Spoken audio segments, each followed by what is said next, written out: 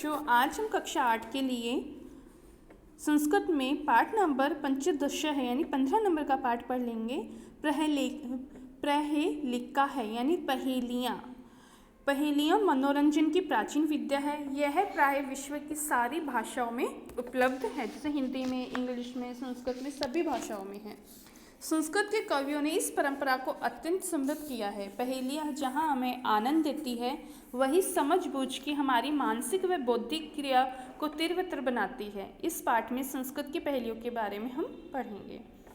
कस्तूरी जायते कस्मात यानी कस्तूरी जायते कस्मात। कस्मात मतलब किससे जायते हैं उत्पन्न होती है। को हंती करिणाम कुलम, करिणाम मतलब हाथियों के, हंती यानी मारता है। किम कुर्यात कातरो युद्धे, कातरे यानी कायर, युद्ध यानी युद्ध। किम यानी क्या। मृगात सिंहम पलायते यानी मृगात यानी हिरण से, सिंह यानी शेर, पलायते भाग जाता है। कस्तूरी किससे उत्पन्न होती है और हाथियों के कुल को कौन मारता है। काय युद्ध में क्या करता है। हरिण से शेर भाग जाता है। इस पहेली में कहा गया है कि कस्तूरी किससे उत्पन्न होती है, हिरण से। हाथियों के वंश को कौन नष्ट करता है, सिंह। डरपोक युद्ध में क्या करता है, पलायन यानी भाग जाता है। तो इसका हम कोई पूछे आपको कस्तूरी जायते अकस्मात, कस्तूरी किससे उत्पन्न होती है, तो कस्तूरी उत्पन्न होती है हिरण से। कौन हंती करिणाम कुलम, हाथियों के वंश को कौन नष्ट करता है, हंती यानी करता है, तो कौन करता है हाथियों के कुल को, सिंह यानी शेर। किम कुर्यात कातरो युद्ध, डरपोक युद्ध में क्या करता है, पलायन भाग जाता है। मृगात सिंह पलायते, और वहाँ से भाग जाता है। दूसरी पहेली है सीमांति तिशु न शांता। सीमांति निशु यानी नारियों में, शांता यानी शांत। राजा को भुन गुणोत्तम, गुणोत्तम यानी गुणों में उत्तम। अभूत यानी हुआ है। विरुद्ध भी का सदा वंता या विद्वानों का, वंधा यानी पूजी जाती है। अत्र वक्तम न बुद्धते, बुद्धते मतलब जाना जाता है। तो नारियों में कौन शांत है, नारियों में कौन शांत है। गुणों में उत्तम राजा कौन है। विद्वानों द्वारा हमेशा किसकी पूजा की जाती है। जैसे इसका अर्थ हो गया कि भाई सीमंती मिशु का शांता, नारियों में कौन शांत है, तो नारियों में सबसे शांत महिला कौन, सीता। नारियों में सबसे शांत कौन, सीता। राजा को गुणोत्तम, राजाओं में गुणों में राम गुण संपन्न उत्तम राजा थे। तो राम जी कैसे राजा थे, संपन्न गुण वाले। तो राजाओं में कौन श्रेष्ठ, राम। विद्युति सदा वंदता, ज्ञानी जनों में हमेशा विद्या क्या है, वंदनीय है। विद्वानों में सबसे वंदनीय कौन है, विद्या। अत्रे वक्तों ने बुद्धि थे, इसका उत्तर यही कहा गया है कि लेकिन जानना नहीं जाता।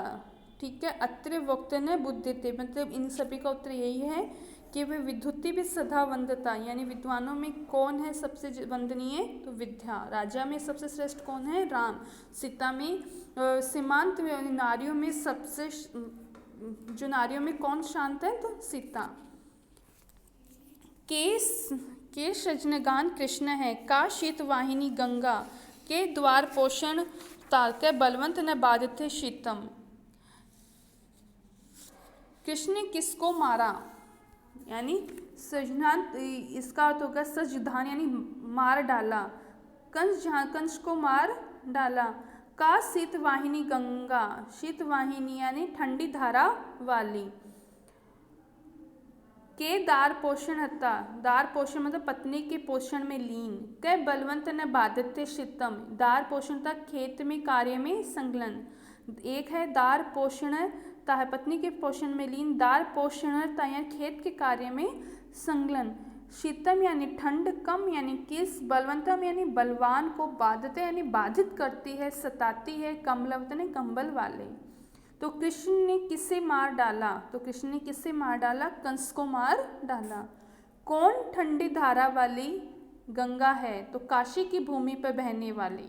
कौन ठंडी धारा वाली गंगा, का शीतल वाहिनी गंगा, कौन ठंडी धारा वाली गंगा है, तो कौन है, काशी की भूमि पर बहने वाली कौन पत्नी के पोषण में लीन है? के दार पोषणता, कै बलवंत न बाध्यते शीतम। कौन पत्नी के पोषण में लीन है? कै बलवंत न बाध्यते शीतम। ठंड किस बलवान को नहीं सताती? किसान लोग। जो पत्नी के पोषण में लीन कौन है? किसान लोग। और किसको नहीं ठंड बलवान को नहीं सताती? कंबल वाले बलवान को नहीं सताती। अगला है वृक्षाग्रवासी न च पक्षी राज्य है। वृक्षाग्रवासी न च पक्षी राज्य है। त्रिनेत्रधारी न च शूलपाणि है। पेड़ पे रहता है परंतु पक्षीराज गरुड़ नहीं है। 3 नेत्रों वाला है परंतु शिव नहीं है। वृक्षाग्रवासी न च पक्षी राज्य है। पेड़ पे रहता है पर गरुड़ नहीं है। त्रिनेत्रधारी न च शूलपाणि, परंतु 3 नेत्रों वाला है लेकिन शिव नहीं है। वस्त्रधारी न च सिद्ध योगी, छल के वस्त्र धारण करता है। सिद्ध योगी जलम च, परंतु योगी नहीं है। जलम च विभ्रन घटो न मेघ है। जल से भरा हुआ है परंतु फिर भी न घड़ा और न बादल है। कौन? जिसकी 3 आँखें हैं, जल से भरा हुआ है लेकिन शिव जी नहीं है। पेड़ पर रहता है लेकिन पक्षी गरुड़ नहीं है। कौन है? नारियल। नारियल की कितनी आँखें होती है? 3। और अंदर किससे भरा होता है? पानी से। और वस्त्र, छाल के वस्त्र क्या करता है? धारण करता है। अगला है भोजन नान्ते न किम पेयम। भोजनान्ते च किम पेयम। भोजन के अंत में क्या पीना चाहिए? जयंत कश्यम वे सुत है। जयंत वस्तु है किसका पुत्र था? कथम विष्णु पदम मोक्तम। मोक्ष कैसा कहा गया है? तक्रम सकृष्यम दुर्लभम। छाछ इंद्र का दुर्लभ है। यानी अंतिम पंक्ति में छाछ और इंद्र का दुर्लभ है, तीनों ही पद क्रम से उत्तर है। यानी भोजनात है, भोजन के अंत में पेयम पीना चाहिए, छाछ ही पीते हैं। जयंत कश्य यानी किसका? वे वस्तुतः निसंदेह। सुत यानी पुत्र है। तो विष्णु पदम मोक्ष। कथम यानी कैसा। प्रोक्तम यानी कहा गया है। तक्रम यानी होता है छाछ और मट्ठा। सकृष यानी इंद्र का। तो जयंत किसका बेटा था? इंद्र का। और भोजन के बाद में क्या पीना चाहिए? छाछ पीना चाहिए। तो इसका उत्तर क्या हो गया? छाछ और इंद्र। ठीक है बच्चों, ये आपको पहेलियाँ पूर्ण है पढ़नी है